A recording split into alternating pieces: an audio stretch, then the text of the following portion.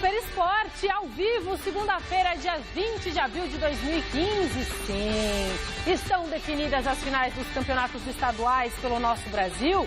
Aqui em São Paulo, Palmeiras e Santos avançaram nesse Paulistão.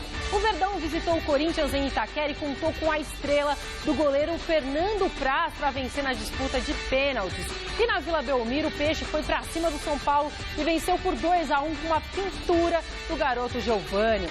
A rede também balançou no futebol internacional com vitórias do Barcelona e do Real Madrid na Espanha e chuva de gols na Inglaterra. Daqui a pouquinho a gente vai ver tudo isso juntos, tá bom? Mas a gente começa falando do homem mais rápido do mundo. Quem? O Usain Bolt, que passou o fim de semana aqui no nosso Brasil brasileiro. O jamaicano participou ontem de um desafio no Rio de Janeiro e, como de costume, roubou a cena. Confira aí. O jamaicano Usain Bolt esteve no Brasil neste fim de semana participando do desafio de corrida de 100 metros intitulado Mano a Mano. A corrida montada no Jockey Club do Rio de Janeiro durou exatamente 10,12 segundos e, para variar, teve a vitória de Bolt sem forçar muito não. Em segundo lugar ficou o americano Ryan Bailey e em terceiro o brasileiro José Carlos Moreira. O holandês Jurandir Martina fechou na quarta colocação. Bolt, que venceu as 3 medalhas de ouro que disputou nas Olimpíadas de Londres no 100, 200 e 4 por 100 metros, tentará repetir o feito aqui no Brasil no ano que vem.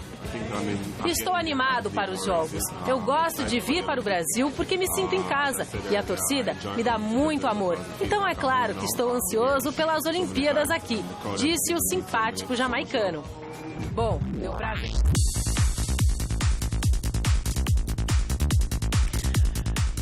No tênis, Novak Djokovic é o cara. Na finalíssima do Masters 1000 de Monte Carlo, Djoko superou o tcheco Tomas Berdych e levou para casa mais um título nessa temporada. Confira aí. O sérvio Novak Djokovic conquistou pela segunda vez na carreira o título do Masters 1000 de Monte Carlo. O número 1 do mundo derrotou o tcheco Tomas Berdych na grande decisão por 2-1, parciais de 7-5, 4-6 e 6-3. Djoko, que já havia erguido o troféu no Principado em 2013, segue imbatível neste ano. Ele se tornou o primeiro tenista da história a ganhar os 3 primeiros Masters 1000 da temporada: Indian Wells, Miami e Monte Carlo. Com o caneco de ontem, Djokovic chegou ao 23º título dele em torneios desta categoria. E o final de semana foi histórico para o nosso tênis feminino brasileiro. Isso porque Teliana Pereira se tornou a primeira tenista do país a conquistar um torneio de nível WTA em 27 anos. Nesse domingão, a pernambucana derrotou a cazaque Yaroslava Shevdova por 2-0, parciais de 7-6 e 6-1. Levou o título do WTA de Bogotá, na Colômbia. Grande conquista para o tênis feminino nacional, que não comemorava um torneio desse nível desde abril de 1988, quando a gaúcha Niege Dias faturou o WTA de Barcelona. Parabéns para a nossa guerreira Teliana Pereira. Demais, hein? Lindas imagens.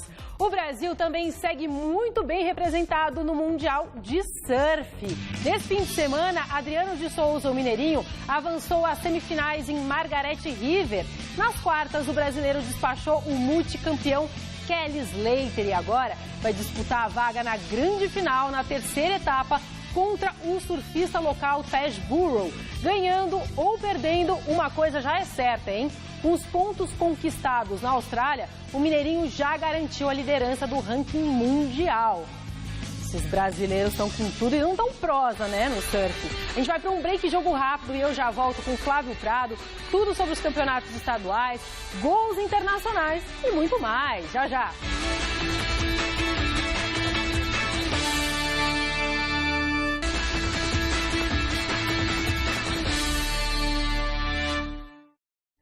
Super Esporte está de volta para a gente falar de futebol internacional agora. Pelo Campeonato Espanhol, o líder Barcelona venceu o Valência com direito a gol de número 400 do argentino Lionel Messi com a camisa do Barcelona. O Real Madrid também fez o seu deverzinho de casa ao derrotar o Málaga no Santiago Bernabéu. Na Terra da Rainha, a bola rolou pela Premier League com destaque para a vitória do Chelsea sobre o Manchester United. Já na Copa da Inglaterra, o Liverpool acabou eliminado. Confira aí.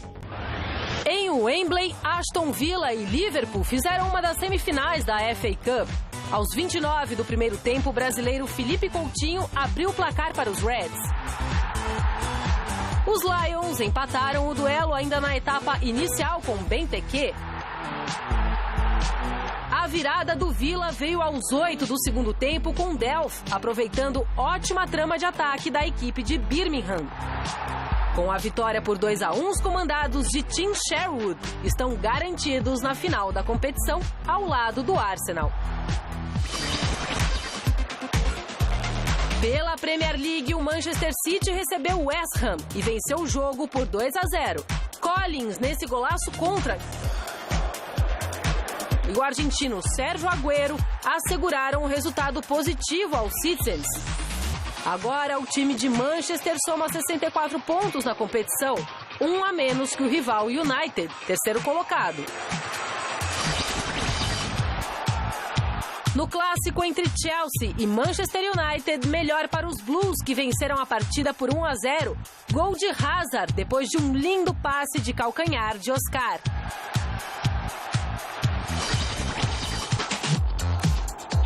Pelo Campeonato Espanhol, o Barcelona encarou o Valência e abriu a contagem logo no primeiro minuto de partida com Luís Soares. No último lance do duelo, Lionel Messi fez o segundo do Barcelona e chegou ao gol de número 400 dele com a camisa blaugrana. Final, Barcelona, líder do Espanhol com 78 pontos, 2, Valência 0. O vice-líder do torneio ainda é o Real Madrid. Os blancos bateram o Málaga no Santiago Bernabéu pelo placar de 3-1 e seguem 2 pontos atrás do Barcelona. Sérgio Ramos, James Rodrigues e Cristiano Ronaldo marcaram para os merengues. Juame anotou o gol solitário dos Boquerones. Bom dia, Flávio Prado. Bom dia, Anitta Vasquez. Que bom, que legal estar junto com você, com os nossos telespectadores. Foi um Mesa Redonda agitadíssimo, né? Muito mesmo. Chororô e tal, mas foi legal. Pessoas descontroladas, olha, nunca vi isso. Olha, eu vou fazer 2 anos aqui na Gazeta a qualquer momento, mas foi o mais emocionante de ontem. Eu não sei por que o Chico Lang estava tão bravo, mas enfim... Eu também não faço ideia, não sei. Mas enfim, faz parte, né? Escuta, eu fiquei triste que o Bale se machucou, né, nesse jogo. Ele tem esse problema. Ele se contunde muito. Ele é um jogador espetacular, mas desde novinho, ele é novo ainda, né? Ele tem muito problema de contusão. Talvez por ser um jogador de explosão muscular, não sei. E o Modric também se machucou. Ou seja, meio de semana com o Atlético de Madrid, a coisa vai ser feia. E o que mais assustou foi o Davi Silva, que saiu nesse jogo do City. Ele saiu eu não sei se desacordado, mas com tubo de oxigênio, né? Foi um negócio bem estranho. Parece que, felizmente, não foi uma coisa tão pesada como deu a entender no começo. Mas não tivemos grandes mudanças. O Chelsea, o Barcelona, a Real estão ali na briga e esse meio de semana promete muito com a Champions League. Vamos falar dos nossos campeonatos? Vamos, porque a coisa pegou. Muito bem. Hora da gente falar das semifinais do Campeonato Paulista. Em Itaquera, Corinthians e Palmeiras fizeram um derby histórico, movimentado e que terminou com a classificação do Verdão na disputa de pênaltis. É verdade, gente, a estrela de Fernando Praz brilhou. O clássico no Itaquerão começou com o Palmeiras na frente. Escanteio da direita e a bola acabou sobrando para Vitor Ramos estufar as redes. 1-0 Verdão. Mas o Corinthians foi buscar a virada ainda no primeiro tempo. O empate saiu na cabeçada certeira de Danilo. Sempre ele, testando sem chances para Fernando Praz. A virada veio nesse belo gol de Mendonça, que ia perdendo a bola, mas na base da raça dominou e chutou forte de fora da área, no cantinho do goleiro palmeirense. 2-1 Corinthians. Já no segundo tempo, após muita pressão, o Verdão arrancou o empate na cabeçada de Rafael Marques. Com o placar igual, a decisão foi então para os pênaltis. Robinho do Palmeiras mandou por cima. Aí todo mundo foi acertando, até chegar na cobrança de Elias. Era só o volante do Corinthians fazer para assegurar a vaga do timão. Mas Fernando Praz apareceu na hora certa e levou a decisão para as alternadas. O pessoal do Palmeiras dessa vez não perdeu nenhum e quando chegou a vez de Petros, Fernando Praz fez mais uma defesa milagrosa e garantiu o Alviverde na final do Paulistão. Não posso. Com a circunstância que foi, não posso. Não posso, de sã consciência, dizer, pô, foi tudo que nos estava no nosso alcance, nós tentamos fazer. E nós queríamos estar na final. E entendíamos que nós merecíamos estar na final. Tava engasgado e uma hora o vento tem que soprar pra gente também, né? O Corinthians é uma equipe muito difícil de ser batida.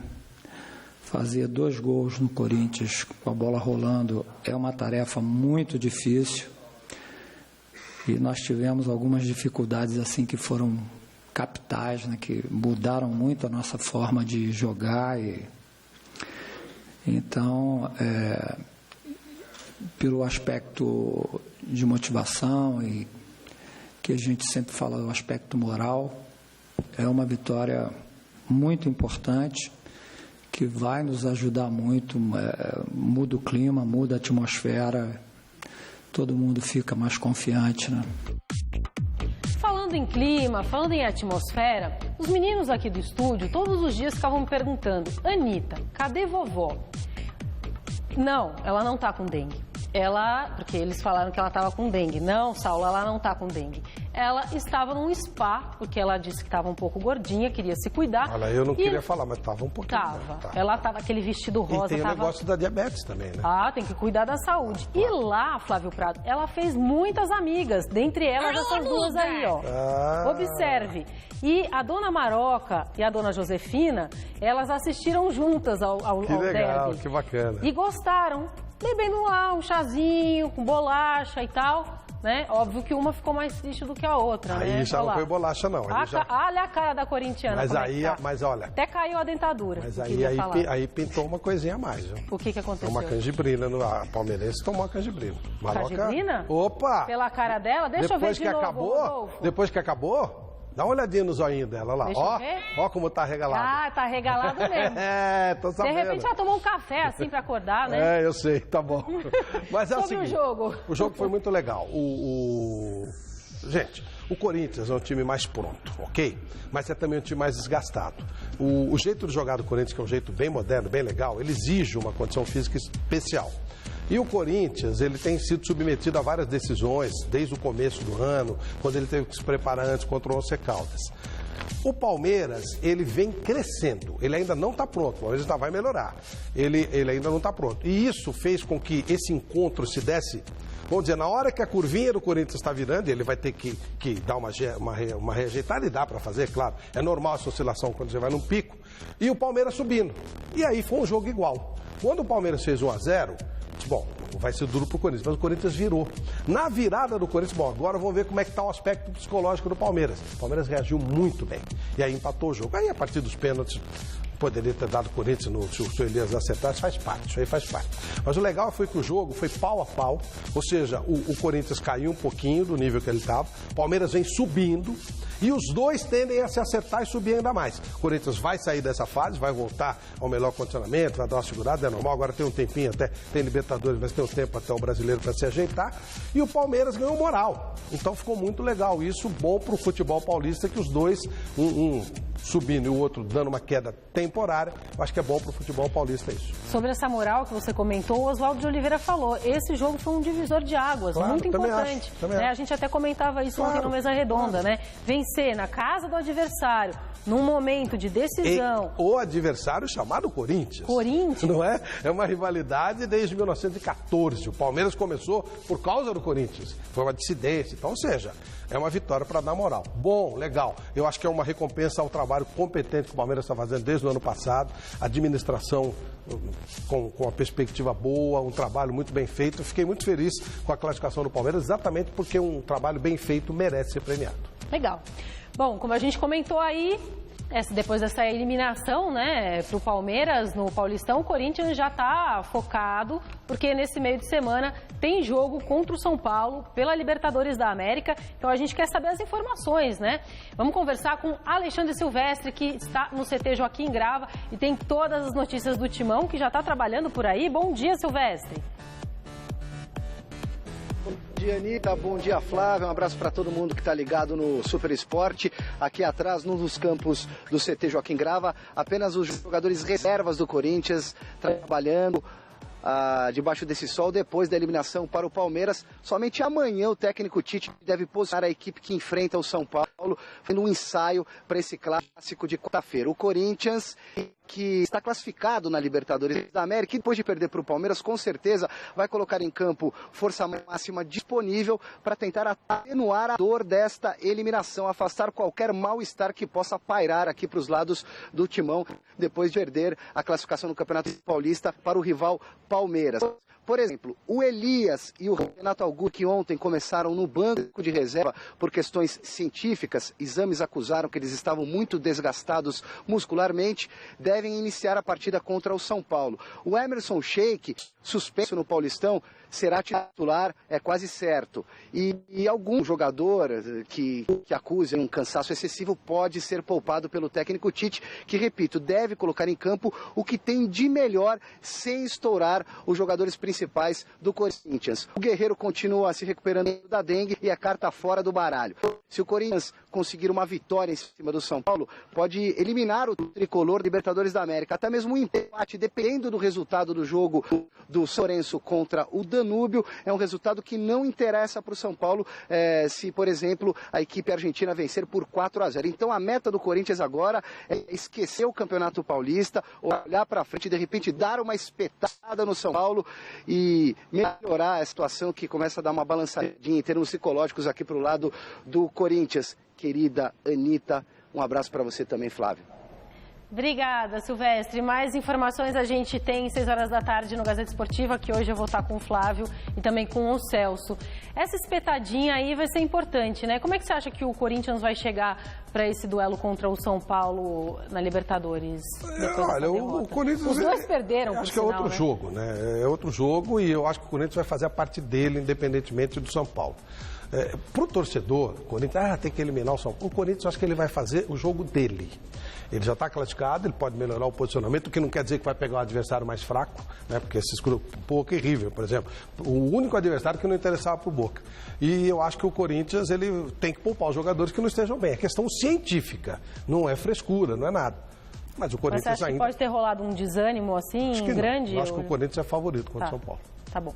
Falando no São Paulo, vamos lá então. Pela outra semifinal do Paulistão, o Santos recebeu o São Paulo na Vila Belmiro e matou o jogo no tempo normal, tá? 2-1 com direito a um golaço do Geovânio. Dá uma olhada. Na Vila Belmiro, o Santos saiu na frente do São Paulo com um golaço do garoto Geovânio. O meia pegou a bola no campo de defesa e arrancou. Foi levando até finalizar bonito de fora da área. 1-0 Peixe. Na segunda etapa, Cicinho disparou pelo meio, achou Chiquinho na esquerda, que cruzou na medida para Ricardo Oliveira só completar para o gol. 2-0 Santos. Aos 41 minutos, o São Paulo diminuiu. Luiz Fabiano, em posição irregular, recebeu de Alexandre Pato e tocou com categoria na saída de Vladimir. Mas ficou assim, Santos classificado para a final do Paulistão 2, São Paulo eliminado 1. Eu não imaginava nada disso, com certeza. Trabalhava duro todos os dias durante esses 4 anos que aqui estava. Mas sempre no fundo, com muita lealdade, sempre muita simplicidade, sempre leal a todos os profissionais que aqui chegaram. Você pode perguntar para qualquer um deles, eu só tenho coisa boa a falar de mim e eu deles também. E surgiu a oportunidade, a diretoria confiou em mim, eu junto com esses jogadores, eu sou apenas uma formiga perto do que esse grupo que está lá dentro merece. Esses jogadores são pessoas altamente qualificadas, sem qualquer tipo de vaidade, como eu sempre falei. Eu acho que falaram muita coisa, dizendo que o Santos era a 4ª força do estado, que o Santos não tinha condições de nada, que o começo do ano era tenebroso. Passamos um vídeo hoje com um monte de gente da imprensa falando no começo do ano tudo o que achava a respeito do Santos. E que não é verdade, cara. Estou feliz demais, cara. Mas esses moleques que estão aí dentro, eles merecem muito, porque eles são batalhador, trabalhador e eles têm muito o que conquistar. Infelizmente, não conseguimos resultado. Viemos também de um jogo decisivo na quarta-feira, né? Acho que tanto São Paulo quanto Corinthians tiveram um jogo decisivo no meio de semana. O Santos e Palmeiras não tiveram um jogo tão desgastante como nós tivemos. Viagem, o jogo lá, para a gente precisava do resultado positivo. Os jogadores se desgastaram o máximo.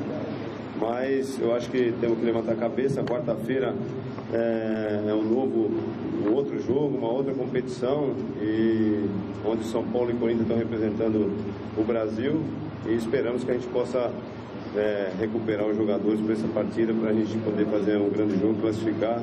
Esperamos o apoio da nossa torcida, que veio hoje aqui, nos apoiou lá no Uruguai também, então contamos com o apoio da torcida, que é muito importante. Solta aí as colegas da vovó, a dona Rosicréia e a Rosimilda. Foi uma festa lá, hein? Oi, amiga. Foi bom lá, hein? Foi? São amigas de hidroginástica. Mas ela tá com bigode? Não é bigode. Botaram um bigode? É a boca aberta de alegria. Não, tá bom, tá a bom. boca aberta. Que eu tomei Tá o não, mesmo. que é isso? Não, tomei até um susto. Imagina. É porque fica tanto tempo lá fazendo... Não, vai velhinha, saindo. Fica tanto tempo lá fazendo hidroginástica que às vezes esquece de fazer aqui, né? Mulher de bigode não, o diabo pode. Não é o caso, elas são boazinhas. Não tem isso aí. Bom... Uma delas convidou já a gente para comer, para ir tomar um solzinho na praia. Eu quero só se ela fizer bolinho de chuva. Peixe. Eu vou. Se é bolinho de chuva, eu vou. É, bolinho de chuva? Bolinho de chuva é bom. Tá bom. Vovó faz, eu sei. Mas aí ela não pode comer porque ela tá de dieta, tá? Tudo bem. Bom, Seguinte, ao jogo. O Santos ganhou fácil do São Paulo. 2-1, não explico o que foi o jogo. Foi muito fácil, muito tranquilo. O Santos bem, esse gol do Giovani não dá para desmerecer, mas é brincadeira. Olha só, quantas chances os jogadores tiveram para fazer uma falta e não fizeram. Sem desmerecer o menino, ele foi ótimo, ele aproveitou bem a chance. Foi limpando, mas você vê que é um time morto, né? Um time que não tem brilho, não tem nada. O São Paulo precisa parar de achar que tem elenco. O elenco de São Paulo não é um bom elenco. É um time virtual. O Ganso dizem que é bom jogador, a gente não vê nunca. O Luiz Fabiano já passou da fase, o Rogério está parando, o Kardec está machucado e também não é nada disso. Contratou esse Wesley, que é outra enganação. Ou seja, o São Paulo não tem elenco. Flávio, o Pato é outro morto. Posso ser dura? Um companheiro nosso na redação hoje, que eu não vou citar o nome, disse que o São Paulo é um time de várzea. Eu não sei, não. Eu acho até que o time... o Milton, o Muricy é um ótimo treinador. O Milton está fazendo uma coisa, o que pode fazer. O time do São Paulo é morto. Primeiro, não vibra. E segundo, não tem gente, não tem capacidade. O São Paulo ganha jogos contra times pequenos. Você viu as 3 vitórias que ele fez? Time pequeno. Ele não tem capacidade para ganhar jogo. Mas a Libertadores? Ele não ganhou o quê? Uma do São Lourenço no sufoco e do Danúbio que todo mundo ganhou. E o resto ele perde. Ele não consegue ganhar. Ou seja, o São Paulo tem que trocar de elenco, que o elenco é muito ruim. Senão vai ficar nesse chove e não molha. Parabéns ao Santos pela classificação. Muito bom. Vamos para o Rio de Janeiro. No Rio de Janeiro, os pênaltis decidiram tudo. Botafogo e Vasco avançaram para a finalíssima do Campeonato Carioca. Eita, esse pênalti, confira aí.